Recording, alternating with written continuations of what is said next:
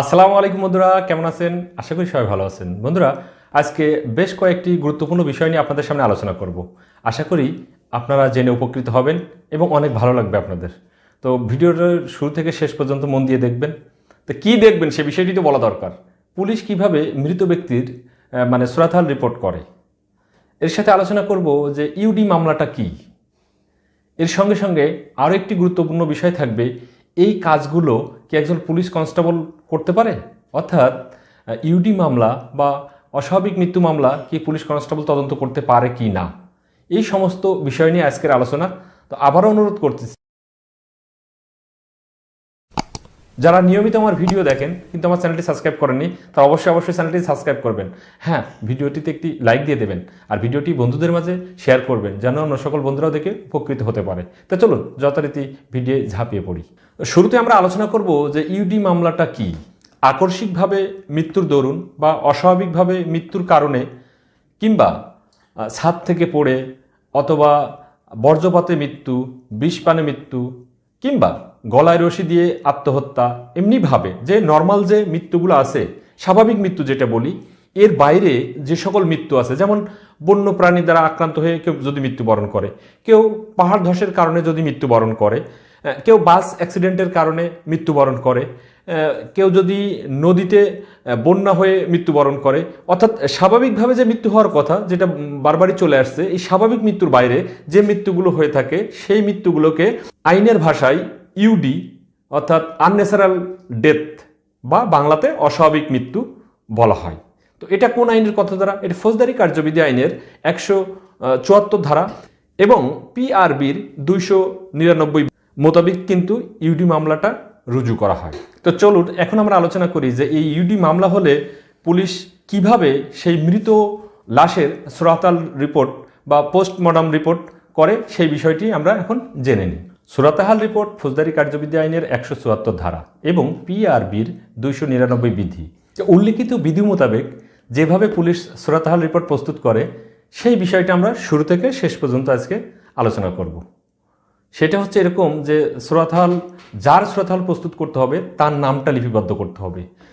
যে ব্যক্তি মৃত ব্যক্তিকে শনাক্ত করেছে সেই তার নাম এবং মৃত ব্যক্তির সাথে তার সম্পর্কটা কি সেটা অবশ্যই উল্লেখ করতে হবে এবং কমপক্ষে 2 জন সাক্ষীর নাম ও ঠিকানা আপনার লিপিবদ্ধ করতে হবে। এবং এদের ভেতরে এই 2 জনের ভেতরে আবার ঘটনার সাথে সম্পৃক্ত এমন ব্যক্তি হলে কিন্তু হবে না। যেই স্থানে মৃত ব্যক্তি পাওয়া গেছে অর্থাৎ তার লাশটা যেখানে ছিল সেইখানকার পূর্ণাঙ্গ বিবরণ কিন্তু নিখুঁতভাবে লিপিবদ্ধ করতে হবে। এর সাথে সাথে মৃতের দেহের অবস্থা, তার পরিধানের বস্ত্র, পুরুষ না মহিলা, তার বয়স, এ সমস্ত বিষয় কিন্তু অবশ্যই লিপিবদ্ধ করতে হবে। এর সাথে সাথে মৃত ব্যক্তির প্রত্যেকটা অঙ্গ প্রত্যঙ্গের বর্ণনা লিখতে হবে, যেমন তার বায়ুপথের অবস্থা, তার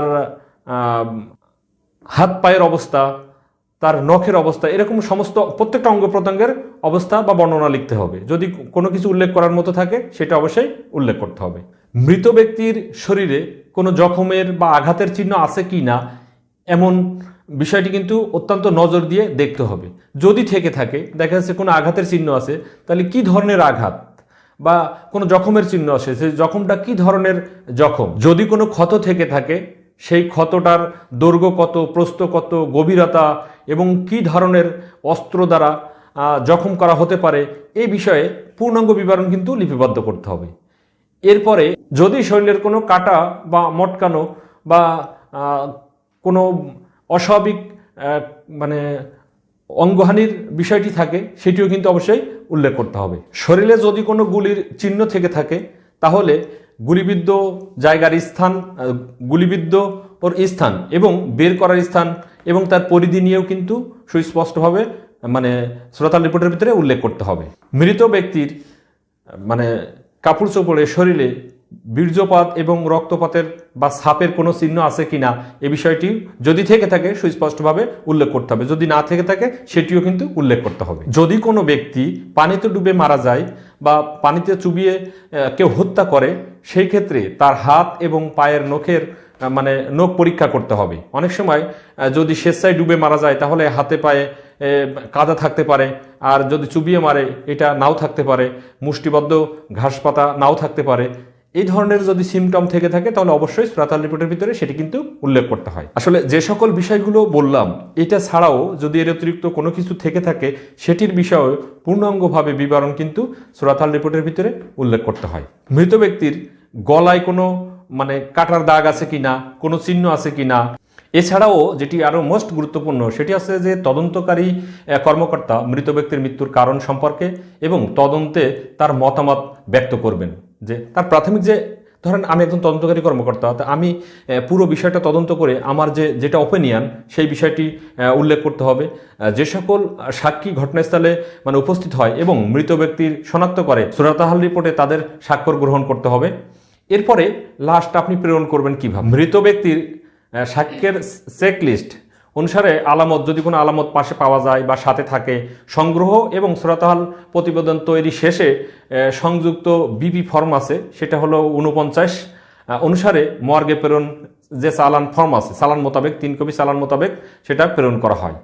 লাস্ট চালান ফর্ম 2 কপি সূরাত আল প্রতিবেদন এবং সার্বিক পরিস্থিতি প্রয়োগ অনুসারে কোনো আলামত বা পরিধানের যে কাপড় চোপড়গুলো আছে বা যদি এক্সট্রা কোনো কিছু পাওয়া যায় তাহলে তদন্তকারী শনাক্তকারী অফিসার লাশ সেগুলো সহই লাশ ময়নাতদন্তের জন্য প্রেরণ করবেন। এরপর আমরা সর্বশেষ যে বিষয়টি আলোচনা করব সেটি হচ্ছে যে একজন পুলিশ কনস্টেবল কি ইউডি মামলা তদন্ত করতে পারে কি না। সত্যি কথা বলতে কি, ইউডি মামলা তদন্তের জন্য পুলিশ কনস্টেবল তদন্ত করতে পারে না। কিন্তু যদি এরকম হয়ে থাকে যে থানাতে কোনো ওসি সাহেব নাই, কোনো সাব ইন্সপেক্টর নাই, কোনো অ্যাসিস্ট্যান্ট সাব ইন্সপেক্টর নাই, তো পিআরবির 239 বিধি মোতাবেক কনস্টেবল কিন্তু থানা দায়িত্বে থাকতে পারে। শুধুমাত্র যখন কনস্টেবল থানার দায়িত্বে থাকতে পারে তখন তিনি ইউডি মামলার দেখভাল করতে পারে। যদিও এই আইনটি অনেক আগের আইন, তখন একজন থানাতে অনেক কম অফিসার থাকতো, ছুটি অথবা সাক্ষী বা বিভিন্ন কারণে অফিসার শূন্য থাকলে একজন সিনিয়র কনস্টেবলকে থানা দায়িত্বভার অর্পণ করা হতো। সেই ক্ষেত্রে তিনি দায়িত্বভার ন্যস্ত থাকাকালে যদি ইউডির এ ধরনের ঘটনা ঘটে থাকে তাহলে তিনি সেই সময় আপনার ইউডি মামলা তদন্ত করতে পারেন, লাস্ট সূরাত আল রিপোর্টের ব্যবস্থা করতে পারেন। তো এটাই ছিল আজকের আলোচনা। আশা করি ভিডিওটি আপনাদের অনেক উপকার আসবে। ধন্যবাদ সকলকে।